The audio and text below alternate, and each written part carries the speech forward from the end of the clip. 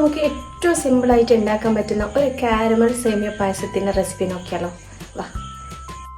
അതിന് വേണ്ടിയിട്ടില്ലേ ഞാനൊരു പാൻ വെച്ച് ചൂടാക്കുന്നുണ്ട്. അടികട്ടിയുള്ള പാത്രം എടുക്കുന്ന ഏറ്റവും ബെറ്റർ. അതിനുശേഷം ഒരു 50 ഗ്രാം ബട്ടർ ഞാനിതാ പാനിലേക്ക് ചേർത്ത് കൊടുക്കുന്നുണ്ട്. അതൊന്ന് ജസ്റ്റ് ഒന്ന് മെൽട്ടായി വരട്ടെ. ആ ഒരു ടൈമിൽ വേണം നമുക്ക് പഞ്ചസാര ചേർത്ത് കൊടുക്കാൻ. പഞ്ചസാര നമ്മൾ കാരമലൈസ് ചെയ്തെടുക്കുന്നതാണ്. ഞാനിപ്പോൾ 1/2 കപ്പ് പഞ്ചസാര ഇതിലേക്ക് ചേർത്ത് കൊടുക്കുന്നത്. ഇപ്പം ഞാൻ 1.5 പാക്കറ്റ്, അതായത് 1.5 ലിറ്റർ പാലിനാണ് ഞാനിപ്പോൾ ഈ പായസം ഉണ്ടാക്കുന്നത്. അപ്പോൾ നിങ്ങൾ ഉണ്ടാക്കുന്ന പാലിനനുസരിച്ച് പഞ്ചസാര എടുത്താൽ മതി. കൂട്ടിയും കുറച്ചല്ലേ നിങ്ങളെ ഇഷ്ടത്തിനനുസരിച്ച് എടുത്താൽ മതി. ഇതിപ്പോൾ ജസ്റ്റ് ഒന്ന് മെൽട്ടായി വന്നിട്ടുണ്ട്. ഈ ഒരു പാകം പോരാ, കുറച്ചുകൂടി മെൽട്ടാവാനുണ്ട്. ഈ സ്റ്റെപ്സ് എല്ലാം ചെയ്യുന്ന സമയത്ത് ലോ ഫ്ലെയിമിൽ വെച്ചാൽ മതി, അല്ലെങ്കിൽ പഞ്ചസാര പെട്ടെന്ന് തന്നെ കരിഞ്ഞു പോകും. ഈ പായസം ഒന്നും ഉണ്ടാക്കാൻ അറിയാത്ത ഒരാൾ പോലും ഉണ്ടാവില്ല. പക്ഷെ നമ്മൾ ഉണ്ടാക്കുന്ന ആ ഒരു മെത്തേഡാണ് നമ്മൾ പായസത്തിന് ഏറ്റവും കൂടുതൽ സ്പെഷ്യലാക്കുന്നത്. ഇപ്പം ഇതാ ഈ ഒരു ടൈം ആകുന്ന സമയത്ത് നല്ല രീതിയിൽ പഞ്ചസാരയെല്ലാം മെൽട്ടായി ആ ബട്ടറിൽ കാരമലൈസ് ആയി വന്നിട്ടുണ്ട്. നല്ല രീതിയിൽ മിക്സ് ചെയ്ത് കൊടുക്കുമ്പോൾ തന്നെ നല്ലൊരു ടെക്സ്ചർ നമുക്ക് കിട്ടും. ഇനി ഈ ഒരു ടൈമിൽ ഞാൻ കുറച്ച് അണ്ടിപ്പരിപ്പ് ചേർത്ത് കൊടുക്കുന്നുണ്ട്. ഞാനിപ്പോൾ അണ്ടിപ്പരിപ്പ് മാത്രമേ ചേർത്ത് കൊടുക്കുന്നുള്ളൂ. വേണമെങ്കിൽ മുന്തിരിയും ചേർത്ത് കൊടുക്കാം. എൻ്റെ വീട്ടിൽ അധികം മുന്തിരി ആയിരിക്കും ഇഷ്ടമില്ലാത്തതുകൊണ്ട് ഞാനിപ്പോൾ അണ്ടിപ്പരിപ്പ് മാത്രമേ ഇതിലേക്ക് ചേർത്ത് കൊടുക്കുന്നുള്ളൂ. അണ്ടിപ്പരിപ്പും കൂടി ചേർത്ത് നല്ല രീതിയിൽ തന്നെ മിക്സ് ചെയ്ത് കൊടുക്കാം. ഈ ഒരു ടൈമിൽ നമ്മൾ നട്ട്സൊക്കെ ചേർത്ത് കൊടുക്കുകയാണെങ്കിൽ ബട്ടർ ഉള്ളത് കൊണ്ട് തന്നെ അത് പെട്ടെന്ന് തന്നെ കുക്കായി വന്നോളും.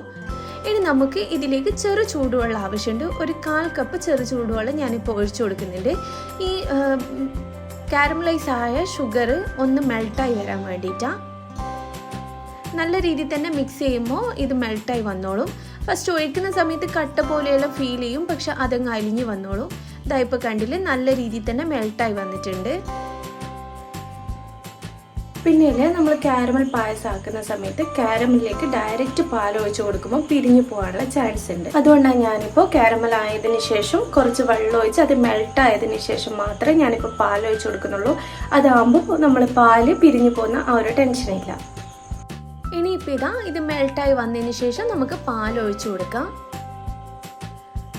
ഇപ്പം ഞാൻ 1.5 ലിറ്റർ പാൽ ഇതിലേക്ക് ഒഴിച്ചു കൊടുക്കുന്നുണ്ട്.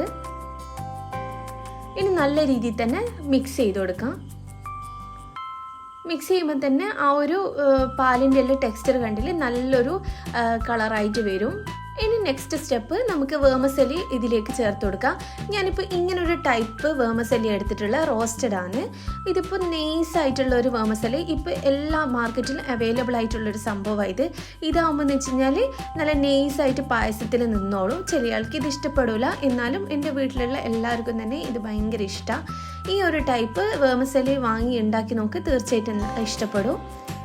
ഇത് ജസ്റ്റ് ഒരു 2 to 3 മിനിറ്റ്സ് കൊണ്ട് തന്നെ ഇത് കുക്കായിട്ട് വരും.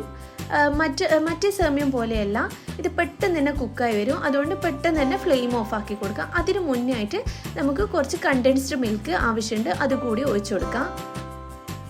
ഞാനിപ്പോൾ മധുരം ഏകദേശം ഉണ്ട്, എന്നാലും കുറച്ചുകൂടി മധുരത്തിന് ആവശ്യത്തിന് നല്ലൊരു ടെക്സ്ചറും കിട്ടാൻ വേണ്ടിയിട്ടാണ് ഞാനിപ്പോൾ കണ്ടൻസ്ഡ് മിൽക്ക് ചേർത്ത് കൊടുത്തേ. ഇപ്പോൾ ഇതാ നമ്മൾ പായസം ഇവിടെ റെഡി ആയിട്ടുണ്ട്. നല്ല കളർ, നല്ല ടെക്സ്ചറും ആയിട്ടുള്ളൊരു പായസം. ഇതൊന്ന് ചൂടാറി കഴിയുമ്പോൾ ഇത് കുറച്ചുകൂടി തിക്കായിട്ട് വരും. ഇപ്പോൾ ഇതാ ഇനി നമുക്കിത് സെർവ് ചെയ്ത് തുടങ്ങാം. നല്ല അടിപൊളി ക്രീമി ടെക്സ്ചറുള്ള പായസം ഇവിടെ റെഡി ആയിട്ടുണ്ട്. ഇതെല്ലാവരും ഒന്ന് ട്രൈ ചെയ്ത് നോക്കിയിട്ട് കമൻറ്റ് ബോക്സിൽ നിങ്ങളുടെ അഭിപ്രായങ്ങൾ എന്തായാലും ഷെയർ ചെയ്യണേ. വീഡിയോ ഇഷ്ടമായെങ്കിൽ ലൈക്ക് ചെയ്യാനും സബ്സ്ക്രൈബ് ചെയ്യാനും ഷെയർ ചെയ്യാനും മറക്കല്ലേ. ഇൻഷാ അല്ലാഹ് വേറൊരു നല്ലൊരു വീഡിയോ ആയിട്ട് കാണുന്നവരെ ബൈ.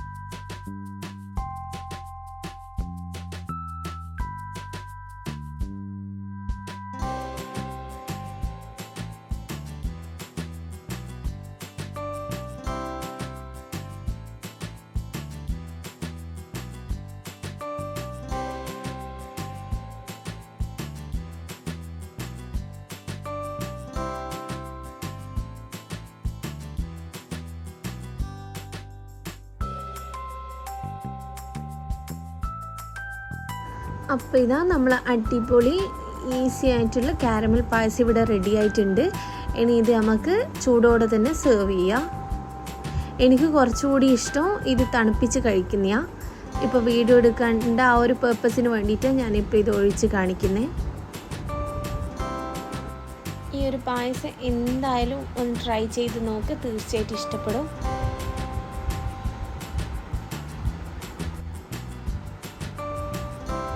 അപ്പോൾ പായസത്തിൻ്റെ ടെക്സ്ചർ കണ്ട അടിപൊളി ടേസ്റ്റുള്ളൊരു പായസം ഇത്. എന്തായാലും ഞാനൊന്ന് ടേസ്റ്റ് ചെയ്ത് നോക്കട്ടെ. അപ്പോൾ എല്ലാവരും ഈ റെസിപ്പി ഒന്ന് ഫോളോ ചെയ്ത് ട്രൈ ചെയ്ത് നോക്ക്.